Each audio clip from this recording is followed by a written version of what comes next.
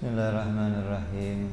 Assalamualaikum warahmatullahi wabarakatuh. Al-Fatihah ila ruhi Sayyidina wa Habibina wa Syafi'ina Rasulillah Sayyidina Muhammad ibn Abdillah sallallahu alaihi wa ala alihi wa sahbihi wa azwajihi wa dhurriyyatihi Inna Allah yu'ali darajatihim bil jannah wa yafa'una bi asrarihim وأنوارهم وعلومهم ونفحاتهم وبركاتهم في الدين والدنيا والآخرة واجعلنا من حسبهم ويرزقنا محبتهم ويتوفنا على ملتهم ويحشرنا في زمرتهم بالعافية والسلامة لهم الفاتحة أعوذ بالله من الشيطان الرجيم بسم الله الرحمن الرحيم الحمد لله رب العالمين الرحمن الرحيم مالك يوم الدين إياك نعبد وإياك نستعين اهدنا الصراط المستقيم صراط الذين أنعمت عليهم غير المغضوب عليهم ولا الضالين آمين بسم الله الرحمن الرحيم نويت تعلما وتعليما وتذكرا وتذكيرا والنفعا والانتفاعا والإفادة والاستفادة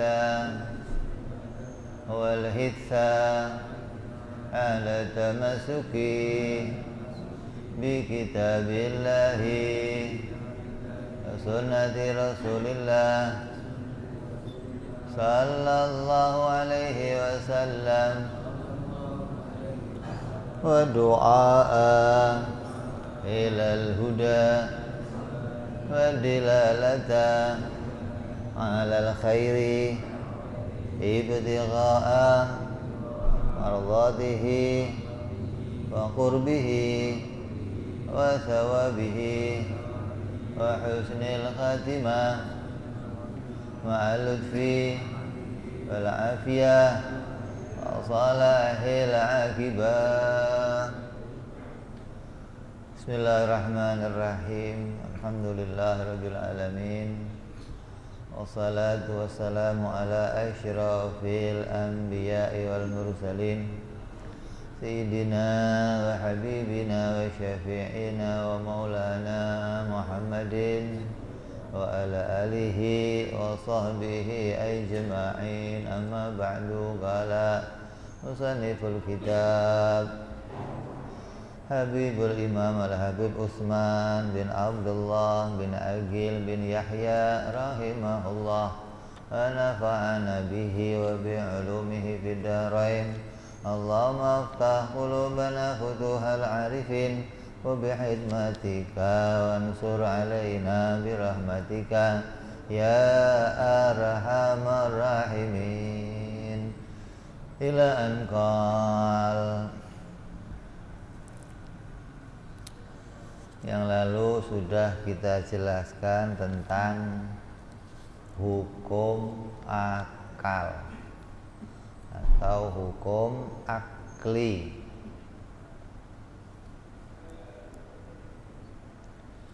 Yang mana hukum ini menjadi modal utama bagi setiap manusia untuk bisa menemukan keberadaannya Allah Subhanahu wa ta'ala. Seluruh indera, kan manusia itu kalau mau menemukan sesuatu pakai indera. Allah berikan kita indera. Ada berapa indera kita? 5. Kita punya panca indera. Maka kalau kita mau mencari sesuatu, mau menemukan sesuatu, mau mendeteksi sesuatu, ya 5 indera itu kita gunakan. Tapi 5 indera itu tidak bisa untuk menemukan keberadaannya Allah Subhanahu wa ta'ala, nggak bisa. Jadi andai kita mau mencari Allah kok pakai mata, ya nggak bakal ketemu. Kayak film yang di TV itu apa? Para Pencari Tuhan. Udah berapa episode itu? Udah ketemu belum? Nyarinya kemana itu? Pakai apa nyarinya? Kalau nyarinya pakai mata, ya biar sampai kiamat nggak bakal ketemu.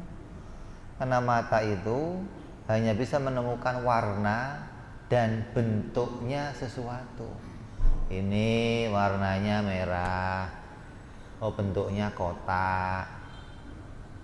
Nah, Allah bukan warna, bukan bentuk. Maka Allah nggak bisa dideteksi menggunakan mata. Ya kita kalau mencari Allah pakai mata ya sampai kiamat nggak bakalan ketemu.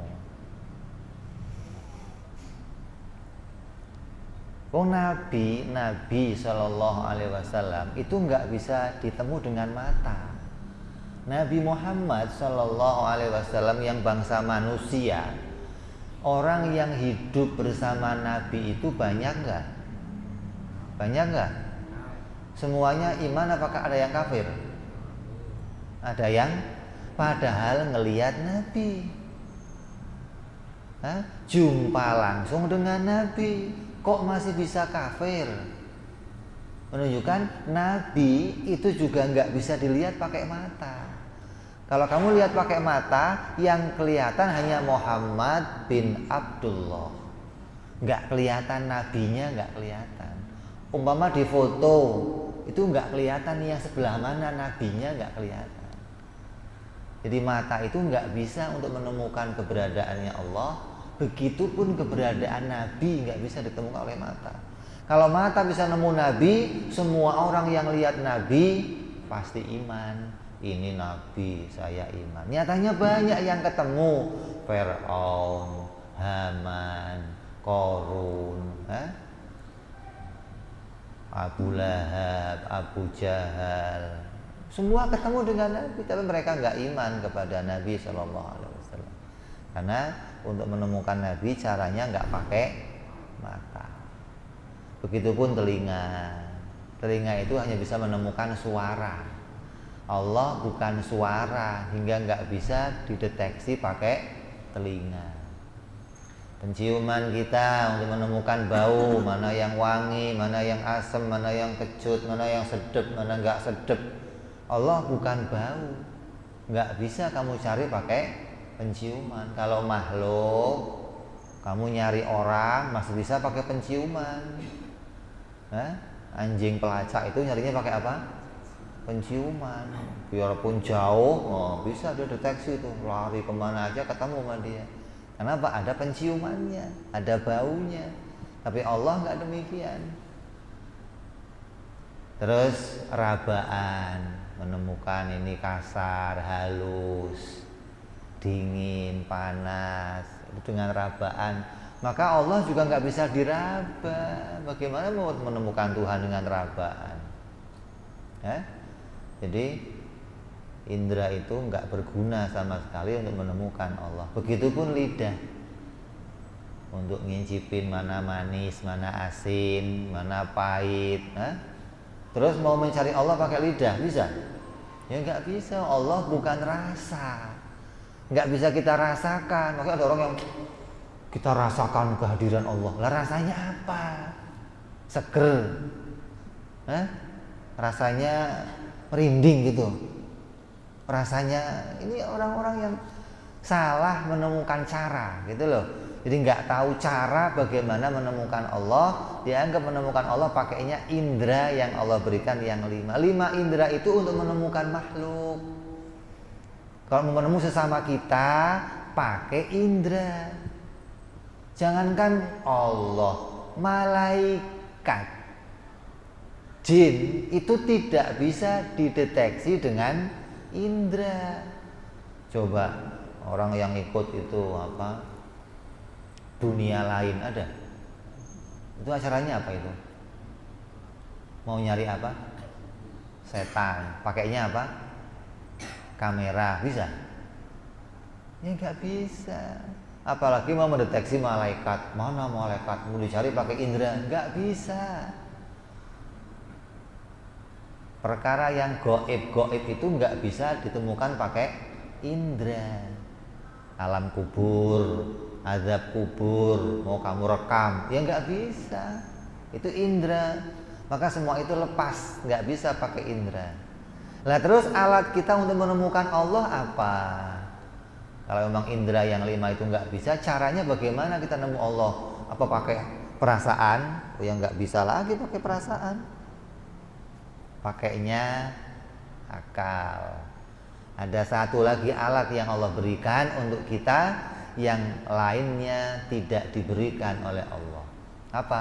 Akal. Maka kalau akal kamu sehat, maka akal kamu pasti bisa menemukan Allah Subhanahu wa ta'ala.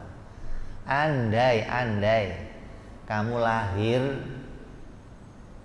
di tengah hutan, kamu dilahirkan di tengah hutan, habis lahir mak bapak kamu mati, kamu tinggal di tengah hutan jadi Tarzan namanya, kamu gaul sama siapa? Monyet, dipelihara sama monyet sampai gede, baru kamu kumpul sama manusia. Begitu kamu kumpul sama manusia, muncul tuh ada agama Kristen, ada Buddha, ada Hindu, ada Katolik, ada Konghucu, ada Yahudi. Kira-kira dia akan pilih yang mana? Gak ada info. Dia gak pernah dengar informasi apapun tentang Tuhan. Tiba-tiba dia muncul di kota, agama macam-macam. Kira-kira yang dia akan pilih agama yang mana? Pasti akan dia pilih agama Islam, itu pasti. Kalau akalnya sehat. Karena alat yang Allah berikan ini itu untuk mendeteksi keberadaannya Allah. Maka kalau akal kamu sehat, pasti akan terdeteksi. Gimana caranya, Beb? Maka caranya berpikir sesuai dengan tuntunannya ulama. Mikir itu juga perlu dituntun. Kalau kamu mikir nggak dituntun, nanti mikirnya kacau. Nanti mikirnya asal mikir. Nanti mikirnya nggak sesuai dengan relnya para ulama. Maka mikir itu juga perlu dituntun. Maka ulama bikin buku ini untuk menuntun cara berpikir kita biar lurus, mengajarkan bagaimana akal kita bisa menemukan Allah Subhanahu wa ta'ala, zat yang berhak untuk disembah. Nah, kalau akal kita nggak lurus, nanti nemunya selain Allah, dikira dia Tuhan. Maka dia akan menyembah yang lain selain Allah, mengabdikan diri kepada selain Allah, sujud kepada selain Allah. Kenapa? Karena nggak pakai modal akal. Coba kamu tanya, kamu cek. Seluruh orang yang beragama, yang dia beragamanya memeluk agama selain agama Islam, maka pasti dia beragama hasil informasi dari orang tuanya. Pasti hasil informasi dari buku-buku yang dia baca. Bukan hasil informasi dari cara berpikirnya yang benar. Kalau dia mendapat informasi dari pikirannya, dari akalnya yang sehat, maka dia akan bisa menemukan mana yang Tuhan yang sebenarnya dan mana yang Tuhan yang tidak sebenarnya. Kenapa? Karena semua indera kita, termasuk akal yang khusus, itu adalah alat untuk membedakan sesuatu.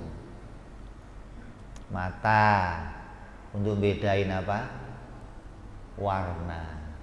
Oh ini putih, oh ini kuning, oh ini hijau. Maka sejak lahir mata kamu sudah bisa membedakan. Gak usah sekolah lagi, kamu gak usah. Gak ada sekolah cara menggunakan mata, ada? Gak perlu. Kamu lahir asal bisa melek ngelihat, kamu akan tahu oh ini sama ini beda warnanya, ini beda warnanya, ini beda warnanya. Adapun kalau cuma mau tahu namanya, nah kamu perlu nanya, ini menurut kamu namanya apa? Oh yang ini putih, oh putih. Yang ini apa? Ini hijau, oh hijau. Tapi putih dan hijau kamu akan tahu bedanya, nggak usah pakai sekolah. Telinga untuk bedain suara. Oh ini suaranya Bang Roma, oh ini suaranya si Anu, oh ini suaranya Habib Anu, oh ini suaranya penyanyi Anu. Kamu bisa bedain tuh. Oh ini suara anak saya, suara istri saya, kamu bisa bedain. Bau, ciuman untuk membedakan. Oh ini baunya si fulan, oh ini baunya si fulan, oh ini baunya si fulan. Kalau hidung kamu pilek gimana? Hidungnya mampet namanya. Hah? Akhirnya apa? Corona loh. Nggak bisa nyium bau, ini bau asam yang nggak tahu, bau kecut yang nggak tahu, wangi yang nggak tahu. Kenapa nggak bisa membedakan? Hidungnya mampet, hidungnya rusak. Lidah ya begitu. Kok lidahnya sariawan gimana? Ya makanan sama semua rasanya, nggak ada asin, nggak ada pahit, nggak ada. Kenapa? Lidahnya rusak, nggak bisa mendeteksi hingga nggak bisa membedakan rasa yang satu dengan rasa yang lain. Jadi alat-alat yang Allah berikan itu adalah alat untuk membedakan satu hal dengan hal yang lainnya. Begitu pula akal. Ini alat yang paling utama untuk bedain apa? Mana yang Tuhan, mana yang bukan Tuhan. Mana yang nabi, mana yang bukan nabi. Mana yang makhluk, mana yang bukan makhluk. Akal yang sehat pasti bisa membedakannya. Dengan apa caranya, Bib? Dengan hukum yang kemarin sudah kita bicarakan. Ada 3 hukum yang ditemukan oleh akal, yaitu yang pertama wajib, yang kedua mustahil, yang ketiga jaiz. Dengan 3 ini kita akan bisa membedakan mana Tuhan, mana yang bukan Tuhan. Mana yang nabi, mana yang bukan nabi. Yang pertama kita contohkan, apa itu wajib? Wajib itu dikatakan dalam ilmu tauhid, dalam hukum akal adalah sesuatu yang tidak diterima oleh pikiran manusia ketiadaannya. Sesuatu yang akalnya manusia yang normal tidak akan menerima, gak akan sepakat kalau sesuatu itu dikatakan tiada. Contohnya apa? Adanya Tuhan. Ini akal yang sehat nih. Akal yang sehat, pertama akal sehat akan mengatakan Tuhan itu adanya wajib. Tidak diterima oleh akal kalau Tuhan itu tiada. Setelah akal itu mata, telinga kita menyaksikan keberadaan bumi, langit dan segala isinya, kamu lihat peredaran, perubahan, keberadaan, maka akal berpikir pasti ada yang menciptakannya, pasti ada yang mengaturnya. Wallahul khaliqun bariun musawwirun lahul asmaul husna. Maka pasti ini nggak mungkin terbentuk sendiri, tercetak sendiri, terletak sendiri, tertata, nggak mungkin. Ini pasti ada satu keberadaan yang mengatur semua ini, dan keberadaan itu keadaannya nggak sama dengan langit bumi. Kenapa? Kalau langit dan bumi dan seluruh isinya itu namanya perkara jaiz. Ada ya boleh, tidak ada juga boleh. Karena menurut akal, ilmu tauhid, yang namanya perkara mungkin itu akan selalu menerima dua keberadaan, ada dan juga menerima tiada. Maka seluruh perkara yang menerima dua keadaan, maka dikatakan dia perkara mungkin atau perkara jaiz. Langit, bumi, matahari, bulan itu mengalami ketiadaan. Kalau siang matahari nggak kita jumpai, kalau siang matahari kita jumpai, kalau malam tidak kita jumpai. Ini sebagaimana yang dicontohkan oleh Nabi Allah Ibrahim alaihissalam. Nabi Ibrahim melihat matahari, kata Nabi Ibrahim, ini Tuhan gede. Begitu malam mataharinya nggak ada, bukan Tuhan, masa Tuhan nggak ada. Nah kalau pas saya butuh Tuhan nggak ada, terus gimana saya butuhnya? Sama siapa saya nanti mintanya? Begitu siang lihat matahari, malamnya nggak ada, ditolak matahari. Malamnya lihat bulan, ini Tuhan. Siangnya nggak ada, nggak mungkin, masa Tuhan nggak ada. Nah kalau saya butuh gimana? Itu Nabi Ibrahim, dalam Quran diceritakan begitu. Jangan kamu anggap Nabi Ibrahim lagi belajar mencari Tuhan, bukan. Itu Nabi Ibrahim lagi mengajarkan caranya proses akal berpikir menemukan Tuhan. Akal yang pertama akan menolak bahwa Tuhan itu tidak boleh sesuatu yang mengalami ketiadaan.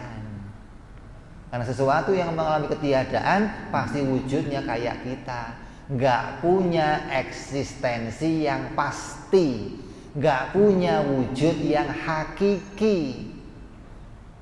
Wujud apa? Wujud apa? Yang hakiki. Saya mau nanya, wujud kamu yang hakiki mana sih? Wujud kamu sebagai manusia, wujud yang asli itu yang mana? Yang waktu bayi, atau waktu anak-anak, atau waktu remaja, atau waktu dewasa, atau waktu orang tua, atau aki-aki, atau yang mana wujud kamu yang asli yang mana? Mau berubah terus. Tadinya kecil, berubah jadi anak-anak, berubah lagi wajahnya. Dewasa, berubah lagi wajahnya.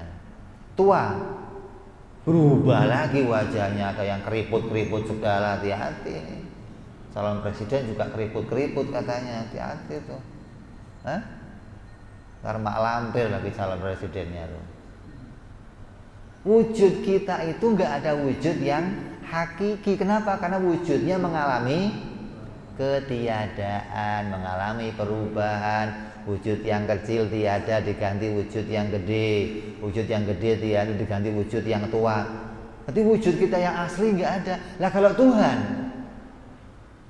harus ada wujud aslinya, wujud hakikinya ada. Maka dikatakan wujudnya Tuhan sesuatu yang tidak akan pernah mengalami ketiadaan. Dikatakan wujudnya namanya wajibul wujud. Nah, nemu nih kita sekali nih, berpikir sekali akan nemu Allah adalah zat yang wajibul wujud, bukan yang jaizul wujud. Yang wujudnya jaiz siapa? Kita, makhluk, matahari, bumi, bulan, surga, neraka, bidadari. Itu semua wujudnya makhluk mengalami perubahan. Wujudnya bukan wujud yang hakiki. Namanya wujud majazi. Kelihatannya ada, tapi ini bukan ada yang asli. Kenapa? Bisa mengalami tiada. Surga bisa berubah enggak? Surga bisa berubah enggak? Gimana enggak berubah? Kamu makan apel surga, kamu ambil akur surga. Anggur surga kamu makan, kamu kunyah, hancur enggak? Enggak. Nah kalau enggak hancur makannya gimana dong? Kayak karet kalau enggak hancur dimakan. Apel surga kamu makan, hancur enggak? Hancur. Makanan surga kamu makan hancur nggak? Bidadari surga kamu pakai hancur nggak? Hancur. Bidadari dipakai hilang perawan, itu rusak nggak? Oleh Allah dirubah jadi perawan lagi loh. Berarti wujudnya mengalami, bukan wujud yang hakiki. Wujud yang hakiki hanya wujud yang Allah Subhanahu wa ta'ala. Ini yang bisa nemu hanya orang yang akalnya sehat. Nah kalau akalnya nggak sehat gimana? Nanti dikira Tuhan itu sembarangan. Kata bapak saya si Anu Tuhan. Oh iya, udah kita sembahlah. Kata si Anu bapak saya itu Tuhan, mari kita sembahlah. Nggak menggunakan hukum. Ini Tuhan sebenarnya atau Tuhan-Tuhanan. Ini Tuhan yang hakiki atau hanya dianggap sebagai Tuhan. Karena waktu Nabi Muhammad SAW datang ke depannya orang-orang Arab, menyampaikan, mengenalkan tentang Allah, kata orang Arab, Muhammad, kami sudah menyembah Tuhan sebelum kamu menyampaikannya. Loh, dia tolak tuh. Kami sudah menyembah Tuhan sebelum bapak-bapak kami sebelumnya sudah mengajarkan kepada kami, inilah Tuhan yang kami sembah. Jadi mereka menyembah Tuhan dengan beritanya orang, bukan dengan cara berpikir. Maka yang disembah siapa? Ya sembarangan, apa saja disembah. Kayak orang Indonesia dulu nyembahnya apa? Animisme. Apa aja disembah, ada batu disembah, pohon disembah, ada kebu disembah, keris disembah. Orang Indonesia sama kayak orang-orang Cina, orang India, itu apa aja disembah. Orang India parah lagi malah. Ada gajah disembah, ada monyet disembah, ada disembah. Kenapa? Karena mereka menemukan Tuhan nggak pakai akal sehat, pakainya perasaan, pakainya beritanya orang tua, pakainya kira-kira. Nah kita orang mukmin diajarkan oleh para ulama-ulama kita sampai kepada Nabi bagaimana caranya menemukan Allah. Jadi kalau kamu kok sudah akalnya sehat, maka pasti akal kamu akan nemu Allah sebagai Tuhan. Asal akalnya sehat. Kalau akal sehat itu berarti nggak perlu diservis, akalnya nggak error, akalnya nggak konslet gitu. Kalau akal konslet gimana? Ya tadi nanti batu dianggap Tuhan. Nanti ada patung dianggap Tuhan, nanti ada keris dianggap Tuhan. Keadaan yang demikian yang membawa kita keluar jauh dari relnya cara berpikir yang sehat yang diajarkan oleh para wali-walinya Allah Subhanahu wa ta'ala. Terus satu-satunya agama yang di dalam agama itu memerintahkan kepada pemeluknya, kepada hamba-hambanya, kepada umatnya untuk mengenal kepada Allah. Kamu masuk ke agama yang lain, tanya, mau kenal Tuhan lebih dekat, jangan banyak nanya. Iman gak kamu? Iman, udah yakin aja, gak usah nanya. Begitu jawabannya. Lah agama Islam, oh enggak. Fa'lam annahu la ilaha illallah. Kata Allah, ketahuilah tentang Allah, jangan sampai kamu enggak tahu. Dalam ayat yang lain apa? Idza sa'alaka ibadi anni fa inni qarib ujibu da'wata da'i idza da'ani. Ya Muhammad, kalau ada umatmu yang nanya tentang aku, kasih tahu. Loh, Allah yang ngomong. Kalau ada yang nanya, jelaskan tentang aku. Bukan terus, udah gak usah nanya-nanya, yang penting yakin aja tentang Tuhan. Gak ada begitu agama Islam, gak ada. Agama yang lain, kamu gak akan dapat detail tentang Tuhan, gak akan. Kenapa? Karena ruwet, karena kontradiksi, karena saling berlawanan antara yang satu dengan yang lain, gak saling sinkron. Kalau dipaksakan untuk diketahui, nanti akan jadinya error hasilnya. Maka mereka mengatakan cukup, jangan nanya-nanya, yang penting yakin. Kalau kamu nanya berarti kamu nggak yakin, kan aneh. Ada orang nanya dikira nggak yakin. Padahal agama Islam merintahkan kita untuk nanya, untuk berpikir, untuk mengenal kepada Allah, hingga timbullah keyakinan di dalam hatinya karena pengetahuan. Coba saya mau nanya, bisa enggak kamu meyakini sesuatu yang kamu enggak tahu? Coba. Bagaimana kita mau meyakini sesuatu, mempercayai sesuatu, tapi enggak kita ketahui? Lah gimana yakinnya? Gimana hati kita bisa mantep? Gimana hati kita bisa kokoh berpegang pada prinsip kalau tahu aja enggak? Makanya dalam Islam apa?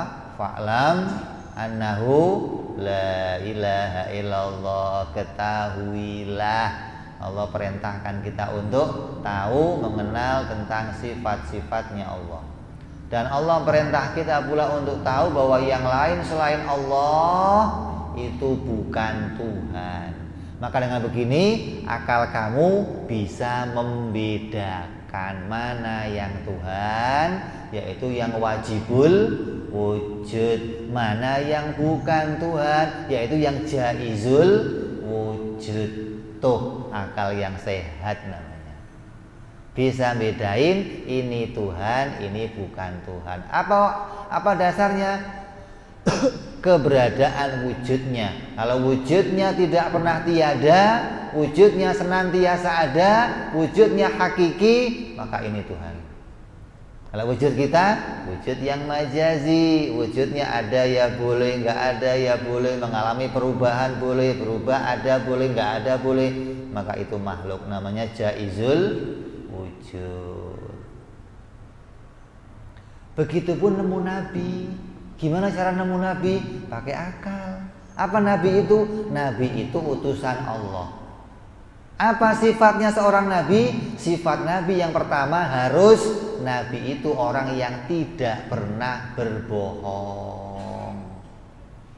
Bagaimana mungkin utusan Tuhan menyampaikan sesuatu yang berbohong? Nggak mungkin. Maka akal yang sehat akan menemukan kalau Nabi Muhammad SAW sejak dia lahir sampai diangkat jadi Rasul, orang-orang Arab sudah tahu Nabi Al-Amin, terpercaya, nggak pernah bohong, nggak pernah berkhianat, senantiasa jujur. Maka sifat itulah yang ditemu oleh akal. Ketika Nabi muncul mengatakan saya utusan Allah, dia keluarkan mukjizat, tanda dirinya seorang nabi sebagai utusan Allah. Maka dilihat dari dua ini, dia nggak pernah bohong dan dia punya mukjizat, maka ini pasti nabinya Allah.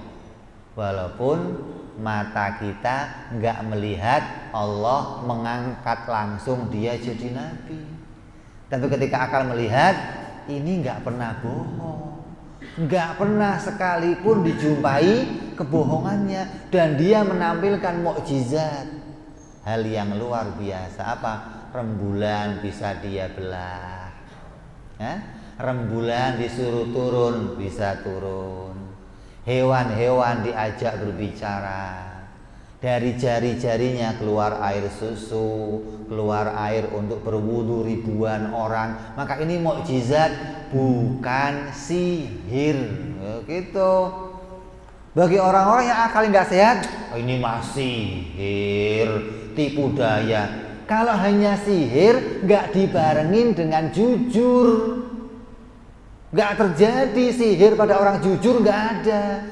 Penyihir pasti pembohong. Gak ada orang jujur tukang sihir, gak ada. Coba kamu cari dukun yang jujur, ada gak? Ada. Dukun kok jujur? Ya gak jadi dukun, dia jadi kiai. Dukun kok jujur? Dukun pasti tukang bohong. Kenapa? Memanfaatkan si anu, bohongin si anu, jual produk ini, jual ini untuk menguntungkan dirinya. Nabi enggak ada. Qul la as'alukum alaihi ajro. Muhammad katakan bahwa kamu tidak pernah minta upah sama sekali. Quran yang ngomong. Yo. Qul katakan Muhammad, la as'alukum alaihi ajro. Saya diutus Allah enggak untuk minta upah untuk kalian. Lah kalau dukun ujung-ujungnya OOD.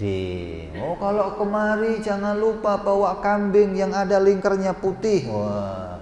Bawa ayam putih 2, ayam hitam 2. Itu dukun udah begitu-begitu. Ujung-ujungnya cari Nabi enggak ada. Nabi sampaikan dakwahnya dengan benar. Nabi sampaikan perintah Allah dan tidak pernah minta apapun kepada umatnya. Jujur, nggak mencari keuntungan, punya mukjizat, maka akal yang sehat mengatakan ini pasti Nabi loh. Bisa membedakan mana yang Nabi, mana yang bukan Nabi. Kenapa? Akalnya sehat. Bisa menemukan mana wajib, mana mustahil, mana jaiz. Gitu loh. Kalau ada orang ngomong bener tapi juga pernah bohong, ini mah jaiz benernya. Boleh bener, boleh bohong. Kalau Nabi benernya wajib. Kenapa? Sejak lahir sampai matinya, sampai meninggalnya, gak ada satu kebohongan pun dijumpai dalam ucapannya. Coba kamu cari satu kalimat Nabi, satu kata-kata Nabi yang menunjukkan kebohongan. Kita ini kalau mau nanya ini orang baik atau orang nggak baik, kok nanyanya sama kawannya gimana?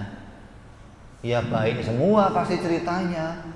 Bro, gue mau nanya si Anu gimana? Kebetulan si Anu kawannya dia, ya baik semua. Wah si Anu mah hebat, baik orangnya. Coba kamu sekali-kali nanya sama musuhnya. Bro, gue mau nanya nih, si Anu gimana? Dia mah kurang ajar, gak beres. Nanya sama musuhnya. Kamu nanya tentang Nabi Muhammad sama musuhnya, gak ada satu musuhnya pun mengatakan ini pembohong, gak ada. Coba cari berita dari orang kafir yang mengatakan dia pernah dibohongi sama Nabi Muhammad, pernah ditipu, pernah dicurangi, pernah.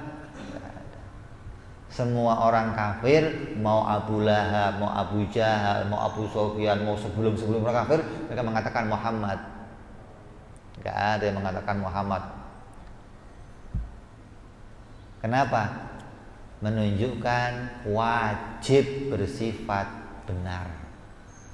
Inilah yang akal temukan dengan hukum yang 3 tadi, wajib, mustahil, jaiz. Jadi kalau akal kamu nggak nemu 3 hukum ini, pasti akal kamu nggak bisa bedain mana Tuhan, mana yang bukan Tuhan, mana yang Nabi, mana yang bukan Nabi. Maka wajib belajar ilmu tauhid agar akalnya sehat, agar akalnya bisa berpikir dengan benar.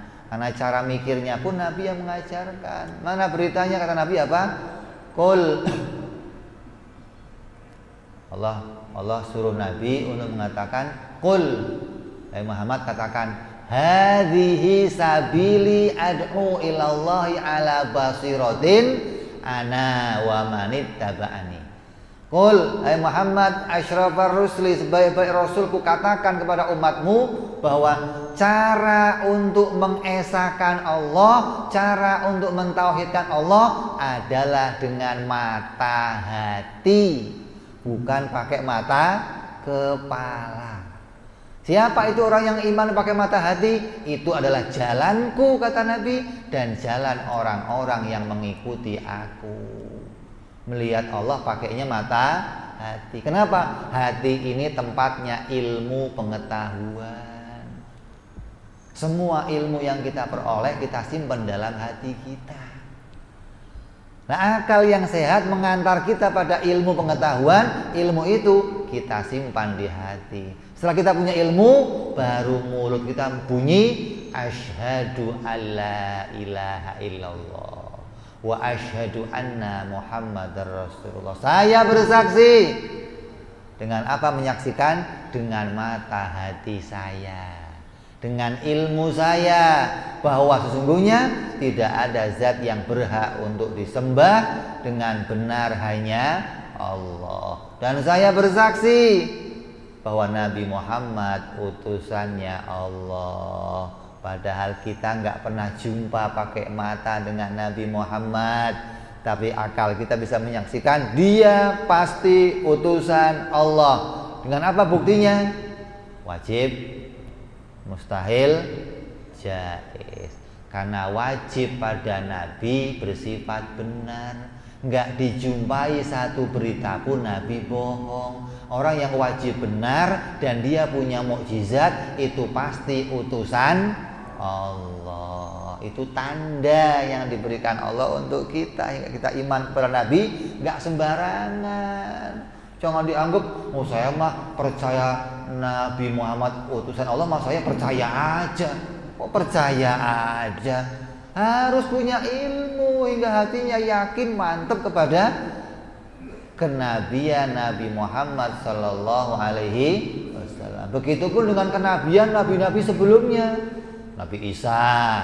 Nabi Isa siapa itu? Abduhu wa rasuluh, hamba Allah dan utusan. Begitu ada kelompok mengatakan, oh bukan hambanya, ini mah anaknya.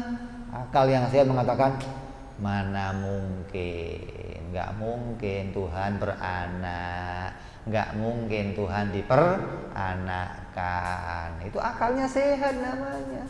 Bukan percaya kata orang lain, itu kata bapak saya begitu loh. Ya terserah kamu mau kata siapa kayak.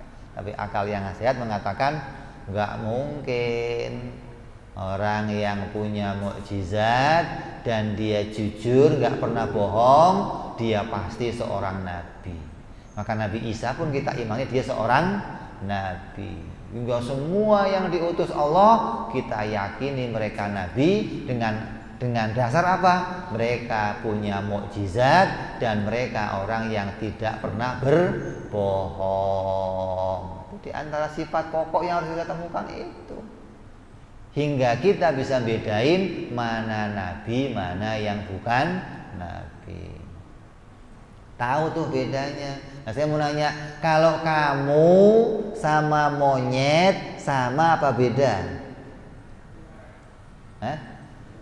Kamu sama monyet sama apa beda? Kalau pakai mata beda. Monyet banyak bulunya. Kalau kamu nggak pakai bulu kayak kaki meja. Monyet nggak pakai baju.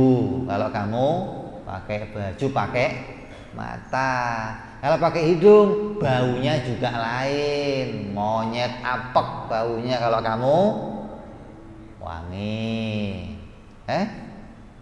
Itu kalau bedain pakai indera ya begitu. Tapi kalau bedain pakai akal sama. Kenapa? Monyet tadinya nggak ada, diciptakan jadi ada. Kamu tadinya nggak ada, diciptakan jadi monyet, nanti akan kembali tiada. Kamu nanti bedanya apa? Maka kata akal, kita dan monyet sama-sama makhluk. Maka tiga inilah alat kita untuk mengenali sesuatu. Dengan alat yang tiga inilah kamu paham, maka kamu akan bisa bedain seluruhnya. Kamu gak akan pernah tertipu di dunia ini. Ngelihat apapun, jumpa dengan apapun, bersama siapapun, kamu gak akan tertipu ketika mengerti mana yang wajib, mana yang mustahil, mana yang jaiz. Ini loh fungsinya ngaji ilmu tauhid. Saya mau nanya, pernah nggak kamu dengar ilmu ini sebelumnya? Nggak pernah.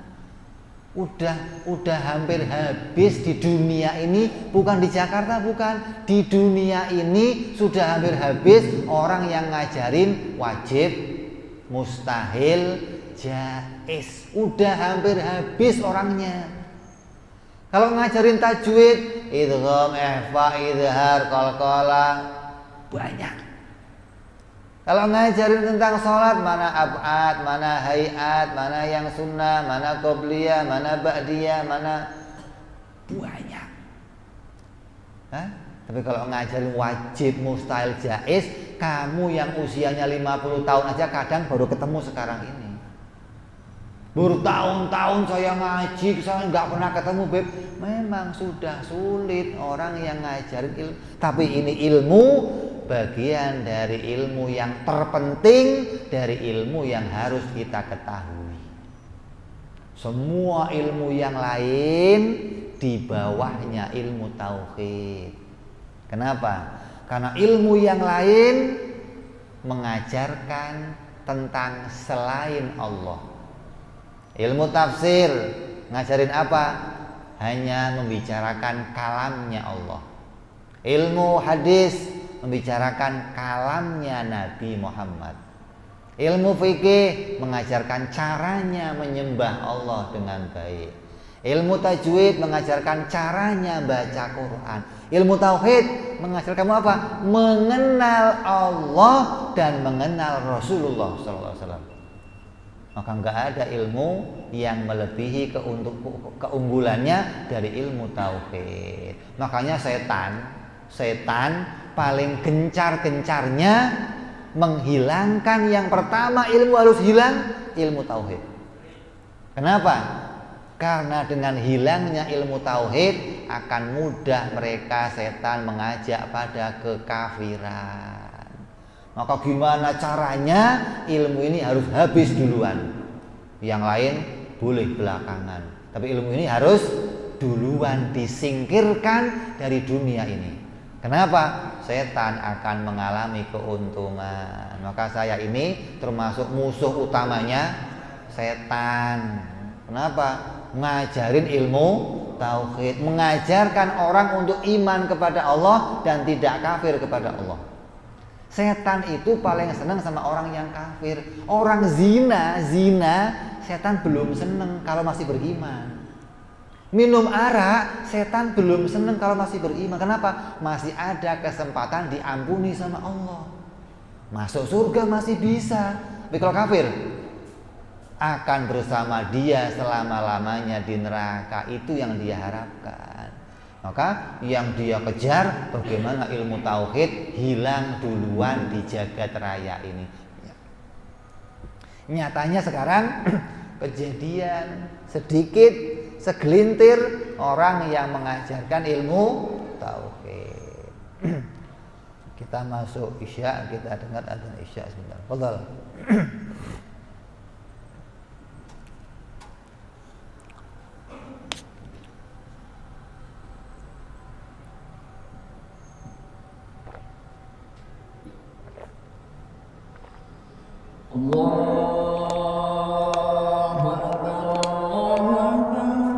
Allahu Akbar, Allahu Akbar.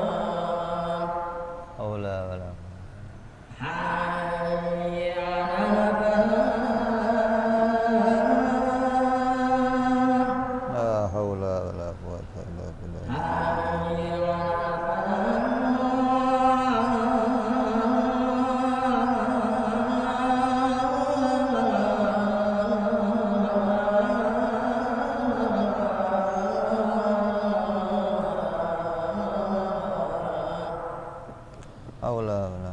Allahu Akbar.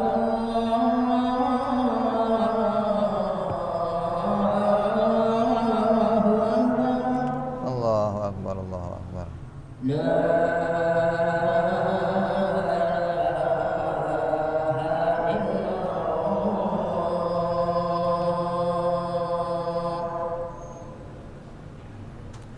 La ilaha illallah Muhammad Rasulullah sallallahu alaihi wa ala alihi wasallam. Allahumma rabb hadhihi al-'adati tamma salatil qa'imah ati sayyidina Muhammadil wasilata wal fadilah wa isyarafa wa darajatul 'aliyat rafi'a wa badhul maqamal mahmud alladhi wa'ata ya arhamar rahimin.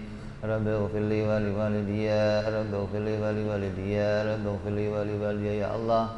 Rabbi ighfirli wa li walidayya, Rabbi ighfirli wa li walidayya warhamhuma kama rabbayana shaghira. Allahumma barik lana wa fi auladina wahfadhhum wa la tadurruhum warzuqna birrahum wafiqhum li ta'atik. Allahumma barik lana wa lahum fil hal wal ma'al wal iyal bijai kabiril muta'al. Wa sallallahu ala sayyidina Muhammadin wa ala alihi wa sahbihi wasallam walhamdulillahi rabbil alamin.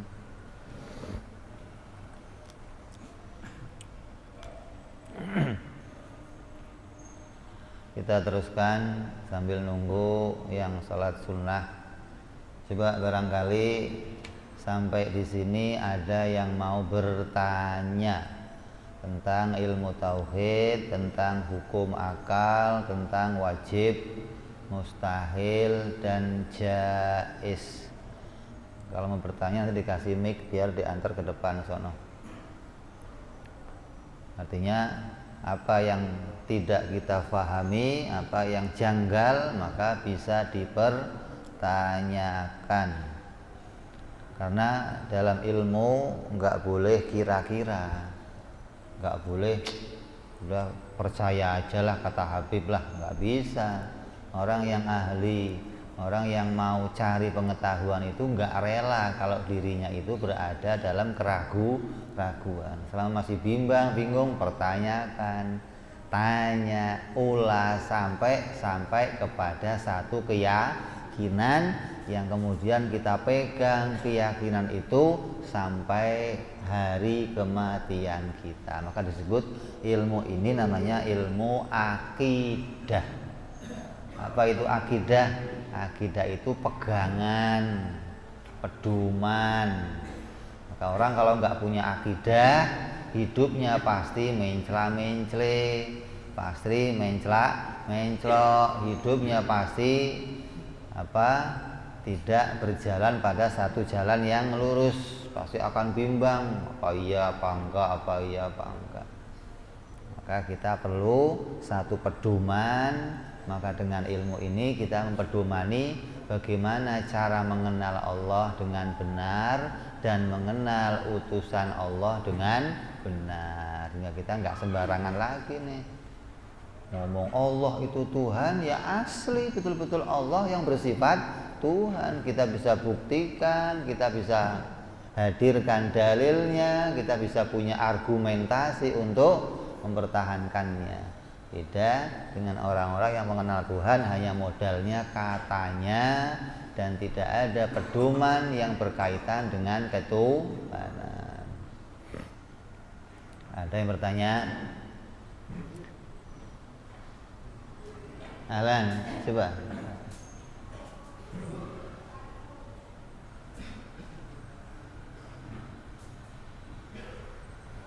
Assalamualaikum warahmatullahi wabarakatuh. Waalaikumsalam warahmatullahi wabarakatuh.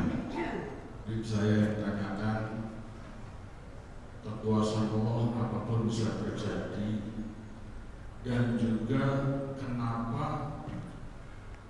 Allah itu mempunyai secara kasarnya pembantu lah, kayak malaikat. Sebetulnya Allah kan bisa saja itu kun fayakun bisa terjadi. Kok kenapa bisa ada malaikat ribuan, malaikat ini. Jadi bagaimana minta penjelasan? Karena Allah bisa apapun bisa terjadi. Kenapa Allah bisa ada pembantunya malaikat? Itu saja yang saya tanyakan. Alhamdulillah itu hidayah. Assalamualaikum warahmatullahi wabarakatuh. Waalaikumsalam warahmatullahi wabarakatuh. Allah itu menciptakan malaikat sebagai hamba-hamba yang senantiasa taat, patuh kepada Allah. Malaikat itu hamba yang tidak pernah berbuat maksiat sedikit pun. Maka Allah menjadikan malaikat bukan dijadikan sebagai pembantu, membantu meringankan Allah gitu ya. Kayak kalau sudah ada malaikat, Allah tugasnya jadi ringan gitu. Oh, itu ke presiden yang begitu namanya. Presiden semakin banyak menteri semakin ringan kerjanya kan. Yang ngurusin pertanian sendiri, ngurus ini terus presidennya ngapain?